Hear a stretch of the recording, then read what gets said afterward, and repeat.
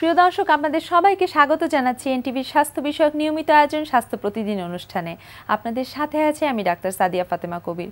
দর্শক, আমরা যে বিষয়টি নিয়ে আলোচনা করব তা হলো কোমরের ব্যথায় ফিজিওথেরাপির ভূমিকা। এ বিষয়ে আলোচনা করার জন্য আমাদের স্টুডিওতে উপস্থিত আছেন এ বিষয়েরই একজন বিশেষজ্ঞ। চলুন পরিচিত হই আমাদের আজকের অতিথির সাথে। অধ্যাপক আলতাফ হোসেন সরকার 1954 সালের ডিসেম্বরে পাবনা জেলায় জন্মগ্রহণ করেন। তিনি 1979 সালে RIHD থেকে BTD ডিগ্রি অর্জন করেন। এরপর তিনি চিকিৎসা বিজ্ঞানে উচ্চতর MSPhD ডিগ্রি লাভ করেন। বর্তমানে তিনি লেজার ফিজিওথেরাপি সেন্টারে কনসালটেন্ট হিসেবে কর্মরত আছেন। স্যার, আপনাকে আমন্ত্রণ জানাচ্ছি আমাদের অনুষ্ঠানে। ধন্যবাদ। স্যার, আমাদের আজকের আলোচনার বিষয় যেহেতু কোমর ব্যথায় ফিজিওথেরাপির ভূমিকা, আমি প্রথমেই জানতে চাইবো যে কোন ধরনের কোমর ব্যথায় ফিজিওথেরাপির ভূমিকা সর্বাধিক? Mechanical back pain. আচ্ছা, সেটা রোগীরা কিভাবে বুঝতে পারবে? আমি বুঝবো, বলে দিচ্ছি। মেকানিক্যাল ব্যাক পেইন হলো এটা যদি একটা স্পাইন হয়, আমরা স্পাইনটা নিচ্ছি, এটা আমাদের হিপ বোন, এখান থেকে লম্বা 1 2 3 4 5 এখানে কোমর ব্যথাটা হয়। এবং এই মেকানিক্যাল ব্যাক পেইনটা হলো এই যে এটা যে কোনো একটা মুভমেন্টে আপনার বেড়ে যাবে, অথবা কোনো মুভমেন্টে কমে যাবে, অথবা রেস্টে বেড়ে যাবে, অথবা রেস্টে কমে যাবে। আচ্ছা, এই জিনিসগুলোতে যদি হয় তাহলে আমরা বুঝবো যে আপনার এটা মেকানিক্যাল ব্যাক পেইন হয়েছে। আবার এইখানে কিন্তু ব্যাক পেইন হতে পারে ডিউ টু ভিসারাল প্রবলেম। অনেকে হয়তো আমরা শুনি নেই, আমার স্টমাকে প্রবলেম, লিভারে প্রবলেম, কিডনিতে প্রবলেম, এখানের কারণে এখানে ব্যথা হতে পারে এবং হয়। তাহলে এটা আমরা ডিফারেন্সিয়েট করব কিভাবে? আমরা একটু আগে আমি যেটা বলছি যে রেস্ট, মুভমেন্ট যদি ব্যথা কমে যায় বা বেড়ে যায় তাহলে এটা মেকানিক্যাল প্রবলেম, এটা ভিসারাল প্রবলেম না। যদি ওখান থেকে ব্যথা বেড়ে যায় তাহলে এটা ভিসারাল, যদি কোনো চেঞ্জ না হয় তাহলে এটা ভিসারাল প্রবলেম। আচ্ছা স্যার, একটু আমরা জানতে চাইবো যে এই যে বললেন যে মেকানিক্যাল ব্যাক পেন, এটা বাড়া কমার সাথে রোগী না হয় বুঝতে পারলো, কিন্তু স্যার এটা আসলে কোন বয়সের রোগীদের বেশি হচ্ছে? ওয়েল, বা কোনো পেশাগত কোনো যোগসূত্র আছে কিনা? দেখা যায় যারা অ্যাডাল্ট পিপল, সে ধরেন 20 থেকে আরম্ভ করে 55 পর্যন্ত যাদের বয়স, তাদের মধ্যে এটার প্রবণতা খুব বেশি। আচ্ছা, তবে যারা সামনে ঝুঁকে কাজ করে, অফিসে কাজ করে, যারা কম্পিউটারে কাজ করে, এবং অনেক ছেলে মেয়ে যারা বিছানায় বসে পড়াশোনা করে, তারপরে ধরেন মানে যারা বেশি সিটিং জব করে, তাদের এই কষ্ট হতে পারে। আর একটা হতে পারে আমরা সাডেন কোনো কিছু তুলতে গেছি, আমি বসে আছি, আমার পেনটা ফ্লোরে পড়ে গেল, আমি তুলতে গেলাম, আমার ব্যাকে কষ্ট হতে পারে। আমাদের বাড়িতে প্রত্যেকটা বাড়িতে ওয়াশ বেসিন আছে, যে ওয়াশ বেসিনগুলো আমাদের শরীরের হাইটের সঙ্গে মিলিয়ে করা হয় না। এই ওয়াশ বেসিনে যখন আমরা মুখ ওয়াশ করতে যাই, বেন্ড হয়ে আসি, সোজা হতে গিয়ে আমাদের লাগতে পারে। আচ্ছা, এরকম বিভিন্ন পর্যায়ে আমাদের এই মেকানিক্যাল ব্যাক পেইনগুলো হতে পারে। তবে prolonged sitting, prolonged standing, prolonged walking in একই পোশ্চারে অনেকক্ষণ কাজ করলে এটা হতে পারে। যেমন অনেক লং ডিস্টেন্স জার্নি আমি যাচ্ছি, আমি সে ধরেন 2-3 ঘন্টা বসে আছি, তারপরে আমি উঠতে গিয়ে দেখি আমি আর উঠতে পারি না। এই জন্যে এই সমস্ত কারণগুলোতেই আসলে ব্যাক পেইন, এই মেকানিক্যাল ব্যাক পেইনগুলো হয়ে থাকে। স্যার, এই ব্যাক পেইন যখন রোগী বুঝতে পারবে সেক্ষেত্রে তার করণীয় কি হবে? যখন দেখবেন আপনার মেকানিক্যাল ব্যাক পেইন হয়েছে, আপনার নিকটস্থ চিকিৎসকের পরামর্শ নেওয়া উচিত।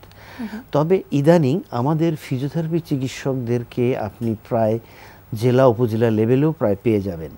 তো ব্যাক পেইন হলেই আমি মনে করি যে ফিজিওথেরাপিস্টের সঙ্গে প্রথম দেখা করা উচিত, এবং ফিজিওথেরাপিস্ট যদি এটাকে ফিল্টার করে দেয় যে এটা মেকানিক্যাল ব্যাক পেইন, আমার দ্বারাই ভালো হবে, ফাইন।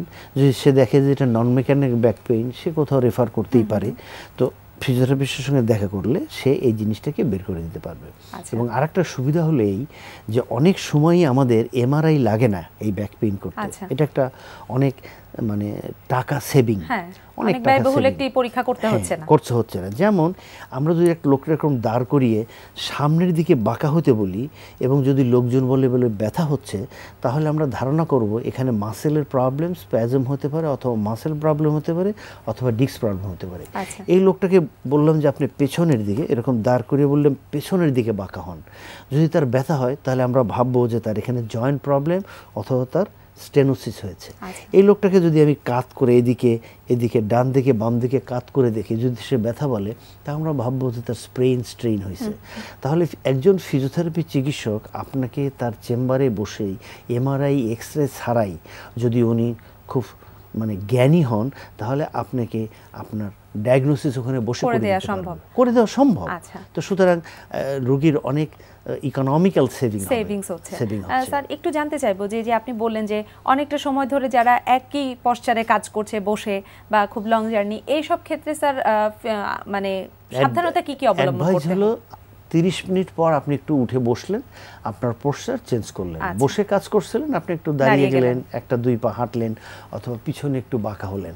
অর্থাৎ আমাদের এই স্পাইনের এই পেছনটাতে একটা কার্ভ থাকে, এটার নাম লোডোসিস কার্ভ। আমরা যখন এই যে বসে আছি, সামনে ঝুঁকে যখন আমরা কাজ করি, তখন এই লোডোসিস কার্ভটা একটা ডিক্রিজ হয়ে যায়, এবং আমাদের দায়িত্ব হলো এই লোডোটিক কার্ভকে আবার তার জায়গায় নিয়ে আসা। মানে আমি যখন দাঁড়িয়ে যাব তখন কার্ভটা আমার আর জায়গায় আসবে, অথবা পিছনে বাঁকা হব, আরও আগের জায়গায় আসবে। খুব সিম্পল। এই নিয়মগুলো যদি আমরা মানি, তাহলে আমরা অনেকেই ব্যাক পেইনের কষ্ট থেকে অনেকভাবে দূরে থাকতে পারি, আমাদের কষ্ট হবে না। 1 2 নম্বর হলো সারাদিন কাজের পরে আপনাকে কমপক্ষে 10 মিনিট বাসায় গিয়ে উপুর হয়ে বালিশ ছেড়ে একদম শুয়ে থাকা, একদম উপর হয়ে শুয়ে থাকা, তাহলে আপনার এই কষ্ট হবে না। প্রতিদিন সকালে ঘুম থেকে উঠে 5 থেকে 7 বার বা 10 বার মাথা উপরের দিকে উঠানো নামানো, এক্সারসাইজ করানো, উপর হয়ে শুয়ে থেকে মাথা উপরের দিকে, ঘাড় উপরের দিকে উঠানো নামানো, তাহলে এই মাসেলগুলো তার যে কাজ করে সেই কাজে সে ফিরে আসবে, তার শক্তি সঞ্চয় হবে। কারণ আমি যখনই অফিসে যাব, আমার ঘুম থেকে ওঠার পরে আমি বসে কাজ করি, ঘুম থেকে উঠে বসি, খাবার টেবিলে বসি, আমি অফিসে অনেক ঘন্টা বসি। যখনই বসি তখনই আমার লোডোরিক কার্ভ চেঞ্জ হয়ে যায়। তো সুতরাং আমাকে লোডোরিক কার্ভ এখানে আনতে হবে। কার্ভেচারটাকে যদি আমি সঠিক রাখি, তাহলে আমি অনেক অংশে ভালো থাকা সম্ভব। অফকোর্স ভালো থাকা সম্ভব। স্যার একটু জানতে চাইবো যে ফিজিওথেরাপি, যে কোমরের ব্যথায় যে ফিজিওথেরাপি আপনারা দিয়ে থাকেন, সেটা কতদিন পর্যন্ত, এবং সেই ক্ষেত্রে রোগীকে কি কি নিয়ম কানুন মানতে হবে? প্রথম হলো যে অধিকাংশ রোগী আমাদের কাছে আসে অনেক দেরিতে, মানে ক্রনিক প্রবলেম। কেউ বলে 1 বছর পরে আসছে, কেউ 2 বছর পরে আসছে, 7 মাস, 8 মাস, 10 মাস পরে আসছে। তো আসার পরে আমরা যেটা ফাইন্ড আউট করি, মোস্ট অফ দ্য পিপুলের 2টো প্রবলেম থাকেই। একটা হলো মাসেল টাইটনেস, একটা মাসেল উইকনেস। অন্য প্রবলেম আমি যাচ্ছি না, মাসেল টাইটনেস, মাসেল উইকনেস। তো muscle tightness and muscle weakness যাদের থাকে, এদের এই টাইট এবং উইকনেস সারাতে অনেক সপ্তাহ দরকার হয়। তো সুতরাং আপনি মনে রাখবেন যে কমপক্ষে 3-4 মাস ভিজিট করতে হয়, তবে অবশ্যই প্রতিদিন নয়। প্রথম দিকে হয়তো 1 সপ্তাহ প্রতিদিন হতে পারে, পরে ইন্টারভেল হয়ে যাবে, রোগীকে শিখিয়ে দেওয়া হয়, তখন তারা এ ব্যাপারে সচেতন হয়, নিজেরা এক্সারসাইজ করে মাসেল পাওয়ার। তবে মাসেল পাওয়ার আপনাকে বাড়াতে হবে। যে মাসেল টাইট, আপনি টাইট মাসেলকে আপনাকে লম্বা করতে হবে। আর এখানেও মনে রাখতে হবে, যিনি চিকিৎসা করছেন উনি সঠিক ডায়াগনোসিস করতে পারছেন কিনা।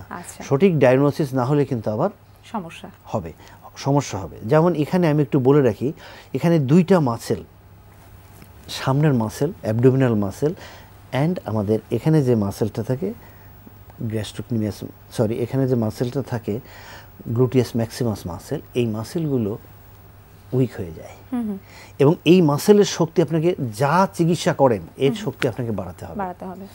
পিছনে যেটা থাকে ইরেক্টো স্পাইনি মাসেল, এবং এখানে থাকে সোয়াস মাসেল। এই যে আমরা বসে আছি, এরকম বসে থাকলে এই সোয়াস মাসেল খাটো হয়ে যায়। তার কাজ হলো খাটো করা, কিন্তু তাকে আমার লম্বা করতে হবে। আর পিছনের যে মাসেল ইরেক্টো স্পাইনি মাসেল, এই মাসেলগুলো আমাদের এই কার্ভের লোডোসিস কার্ভ অনুযায়ী এটা টাইট হয়ে যায়, এই দুটোকে লম্বা করতে হবে। মাস্ট করতে হবে। আমি সমস্ত চিকিৎসার মধ্যে it's a common treatment.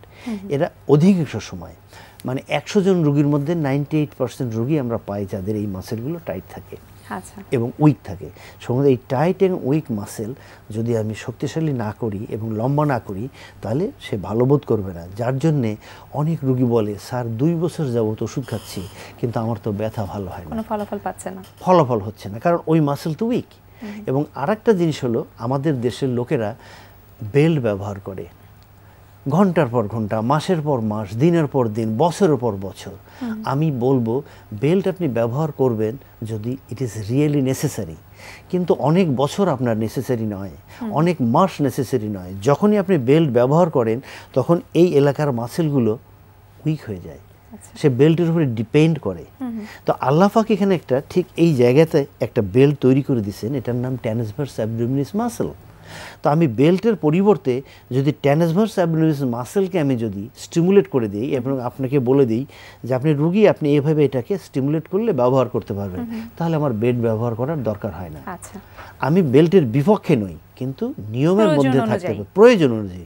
When is really necessary আপনি ব্যবহার করবেন, দরকার নেই করবেন না, কিন্তু ট্রান্সভার্স অ্যাবডোমিনালিস মাসেল আপনাকে ব্যবহার করতেই হবে, নইলে আপনি কোনো কাজ করতে পারবেন না, আপনার কষ্ট যাবে না যে পর্যন্ত সে এখানে এটা আটকায় রাখে না। পিছনে একটা মাসেল আছে, ছোট্ট মাসেল মাল্টিফিডাস, এটা কোর মাসেল, অর্থাৎ প্রথমে স্পাইনটাকে এরা এরকম আটকায় ফেলে। তো transverse abdominis muscle and core muscle মাল্টিফিডাসকে যদি আপনি ট্রেন আপ না করেন, তারা যদি শক্তিশালী না হয়, আপনার কোমর ব্যথা ভালো হবে না। চ্যালেঞ্জ, মেকানিক্যাল প্রবলেমে এরা বেশি কাজ করে। আর সেই ক্ষেত্রে ফিজিওথেরাপি মাস্ট, ফিজিওথেরাপি একমাত্র চিকিৎসা ব্যবস্থা যারা এইটাকে শক্তিশালী করবে, এটাকে লম্বা করবে, এই উইক মাসেলকে স্ট্রেনথেন আপ করবে, সার্বিকভাবে একটা ভালো জীবন দিতে পারে এবং আপনার এই বছরের পর বছর কোমরের বেল্ট ব্যবহার করা থেকে দূরে থাকতে হবে। স্যার, আপনাকে অসংখ্য ধন্যবাদ আমাদেরকে গুরুত্বপূর্ণ তথ্য জানানোর জন্য। আপনাকেও ধন্যবাদ এবং এনটিভি কর্তৃপক্ষকেও ধন্যবাদ। প্রিয় দর্শক, জেনে নিলাম কোমর ব্যথায় ফিজিওথেরাপির ভূমিকা সম্পর্কে বেশ কিছু গুরুত্বপূর্ণ তথ্য। আশা করি তথ্যগুলো আপনাদের উপকারে আসবে। দর্শক, অনুষ্ঠানের এই পর্যায়ে নিয়ে নিচ্ছি ছোট্ট বিরতি। কোথাও যাবেন না, আমাদের সাথেই থাকুন। প্রিয় দর্শক, বিরতির পর আবারও স্বাগত জানাচ্ছি স্বাস্থ্য প্রতিদিনে। এবারে থাকছে আপনাদের জন্য আমাদের নিয়মিত আয়োজন সুস্থ দেহ সুস্থ মন। শিশুদের ব্যায়ামের এই এপিসোডে আমরা ইউজ করব ফোম, এবং এখানে যে ব্যায়ামটা করবে সেটা হচ্ছে সামাসল বা ডিগবাজি। আমরা সাধারণত বলি যে খুশি চোটে ডিগবাজি খেলাম, হ্যাঁ, বা দেখা যায় যে শিশুরা খুব খুশি হলে দেখা যায় যে লাফ দিয়ে উঠে ডিগবাজি দেয়। তো এটা কিন্তু খুব ভালো একটা ব্যায়াম, কারণ এটা যে কেউ কিন্তু সহজে দিতে পারে না, এবং শরীরের ভেতরে যখন সেই ক্ষিপ্রতাটা থাকে বা ব্যালেন্সটা থাকে তখন দেখা যায় এটা সম্ভব হয়। তো আমরা শিশুদের আনন্দময় কিছু ব্যায়াম কথা যেহেতু ভাবছিলাম, এবং পাশাপাশি ব্যায়ামের কষ্টটুকু দূর করে তাকে আনন্দের মাধ্যমে ফানের ভেতর ফান ওয়ার্কআউট হিসেবে যেন এটা সে করতে পারে সেরকম ভাবছিলাম। তো সেখানে ফোম ইউজ করে ডিগবাজিটা ইফেক্টিভ অ্যান্ড সেফ ওয়েতে তার জন্য খুব উপযোগী হবে। আমরা আগে ব্যায়ামটা দেখব, তারপর দেখব যে এর উপকারিতা বা কী কী সেফটি মেজার আমাদেরকে নিতে হবে। এখানে আমাকে হেল্প করবে ছোট বন্ধু লিও। ওকে লিও, স্টার্ট। গুড। and somersault দিয়ে তুমি আবার push ups করবে, right? Okay, and go. Yes, nice. Okay, up and can you show me again? হয়তো তুমি একবার পেরেছো, কিন্তু তুমি কি দুবার পারবে সত্যি? দেখি, yes, nice, and up and down. Okay, nice. তোমার কি somersaultটা করার সময় খুব বেশি মজা লাগছিল নাকি পুশ আপসটা করার সময়? সামাসল্টের সময় আমরা যেটা বলি যে শিশুদের আসলে লাভঝাপ ব্যাপারটা খুব পছন্দ, তো পছন্দের জিনিসের সাথে কিছু কষ্টকর জিনিসও আপনি অ্যাড করে দিলেন, আবার পছন্দের জিনিসটাও তার জন্য খুব ইফেক্টিভ ওয়েতে সেট করলে তখন দেখা যাবে যে তার আনন্দও হলো, ব্যায়ামও হলো। এখানে সেফটি মেজার একটা রাখতে হবে যে ফোমটা যেন সেই ধরনের কুশনিং হয় যে তার মাথায় বা অন্যদিকে আঘাত না লাগে, এবং পাশাপাশি কোনো ধরনের ধারালো বা খুব কোনা খোঁচালো কোনো কিছু যেন না থাকে, যে সে যদি ব্যালেন্সটা না রাখতে পারে যেন ওদিকে না পড়ে যায়। এবং আস্তে আস্তে এই ব্যালেন্সটা হলে পরে সবচেয়ে উপকার যেটা শিশুদের, যে ফলিং, হঠাৎ করে রাস্তাঘাটে যে কোনো জায়গায় যদি সে পড়ে যায়, দেখা যায় যে শরীরে ইমব্যালেন্সের কারণে কোনো কিছুতে আঘাত লাগা ছাড়াও দেখা যাবে যে শুধু পড়ে যাওয়ার কারণেই সে অনেক বেশি ব্যথা পায়। যখন এই ফলিংগুলো, যেগুলো বেসিক্যালি জুডোতে ইউজ করে, যে যখন সে পড়ে যাচ্ছে তখনও তার ভেতরে যেন ব্যালেন্স থাকে, যে সে ওই ধাক্কাটা সামলে নিয়ে শরীরটাকে একটা ব্যালেন্স পজিশনে নিয়ে আসতে পারে, যে আঘাতটা যতটুকু কম আনা যায়। পাশাপাশি আমরা ফিজিক্যাল একটা পুশ আপসও অ্যাড করলাম, যে স্ট্রেংথ ট্রেনিংও হলো, ব্যালেন্সও হলো এবং একটা ফানও হলো। প্রিয় দর্শক, আলু আমাদের সবার খুব পরিচিত একটি খাবার। আলুর রয়েছে নানান পুষ্টিগুণ। চলুন আলুর পুষ্টিগুণ সম্পর্কে জেনে নেই একজন পুষ্টিবিদের কাছ থেকে। আজকে আমি আলু নিয়ে অনেক মজার তথ্য আপনাদের সাথে তুলে ধরবো। আলু মানেই হচ্ছে সবাই মনে করেন একটা ফ্যাটি ফুড, আলু খাওয়া যাবে না, কিন্তু এই আলুর কিন্তু অনেক উপকারী গুণাগুণ আছে।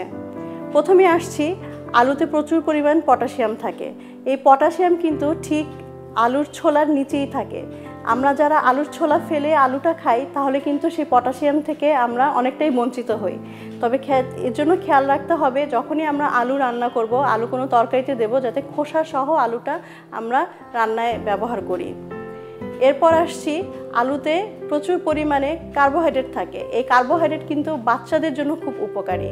যেসব বাচ্চারা খেতে চায় না তারা কিন্তু এই আলু ভাজি বা পটেটো ফ্রাই এই ধরনের খাবারগুলো ওরা কিন্তু খুব অনায়াসেই খেতে পারে। আমাদের যেসব বাচ্চারা ভাত খেতে চায় না, আমাদের খাবারের বড় একটা অংশ কিন্তু কার্বোহাইড্রেট থেকে আসে। নট নেসেসারি যে এই ধরনের কার্বোহাইড্রেট আমাদের ভাত থেকেই আসতে হবে। আলু যেমন কার্বোহাইড্রেট খাবার, সেখান থেকেও আসতে পারে। বাচ্চা যদি আপনার আলু চিপস খেতে পছন্দ করে তাকে সেটাই দিন, তবে খেয়াল রাখতে হবে যে সেই চিপসটা যাতে বাসায় ভাজা হয়। বাইরের চিপসগুলো হচ্ছে গিয়ে যে তেলে রান্না হয় সেটা আমাদের স্বাস্থ্যসম্মত না, এবং এখানে অনেক ধরনের মশলা মেশানো থাকে যেটা অনেকটাই স্বাস্থ্য হানিকর। যদি সেটা বাসায় তৈরি করা হয় সেটা কিন্তু অনেক উপকারী, এবং বাচ্চারা পছন্দ করে, বাচ্চার ওয়েটটাও ম্যানেজমেন্ট হয়, ওর তুষ্টিটাও হয়। খেয়াল রাখতে হবে যারা ডায়াবেটিক পেশেন্ট তারা পরিমাণ মতো আলু খাবেন, এবং অনেক যদি মনে করেন যে আলুটা না খেয়ে থাকতে পারেন তাহলে আরও ভালো। প্রিয় দর্শক, এবারে থাকছে আপনাদের জন্য আমাদের আজকের হেলথ টিপস। অনিয়ন্ত্রিত ডায়াবেটিসে আপনি অকালে অন্ধ হয়ে যেতে পারেন, তাই ডায়াবেটিক রোগীরা নিয়মিত চোখের পরীক্ষা করান। প্রিয় দর্শক, আমাদের অনুষ্ঠান সম্পর্কে যদি আপনার কিছু জানার থাকে বা আমাদের অনুষ্ঠান সম্পর্কে আপনার যে কোনো মতামত বা পরামর্শ লিখে পাঠাতে পারেন এই ঠিকানায়। প্রযোজক স্বাস্থ্য প্রতিদিন, এনটিভি, বিএসসি ভবন, 7 তলা, 102 কাজী নজরুল ইসলাম এভিনিউ, কারণ বাজার, ঢাকা 1215। ফ্যাক্স 914338 থেকে 7 পর্যন্ত, অথবা ইমেল করুন স্বাস্থ্যপ্রতিদিন@ntvbd.com এই ঠিকানায়। প্রিয় দর্শক, স্বাস্থ্য প্রতিদিনের আগামী পর্বে আপনাদের জন্য যা থাকছে। অন্ধত্ব একটা অভিশাপ, এবং যে জাতির মধ্যে অন্ধ লোক বেশি আছে সেই জাতি তত পিছিয়ে আছে। সুতরাং আমরা যদি প্রগতির দিকে এগোতে চাই তো আমাদেরকে অন্ধত্বের অভিশাপ থেকে মুক্ত হতে হবে, এবং সেটা বোঝার জন্য আমাদেরকে যে জিনিসটা প্রথমে আমাদের জাতীয় পর্যায়ে অন্ধত্বের কারণসমূহ জানতে হবে, যে আমরা কি কি কারণে আমাদের বেশিরভাগ মানুষ অন্ধ হয়ে আছে।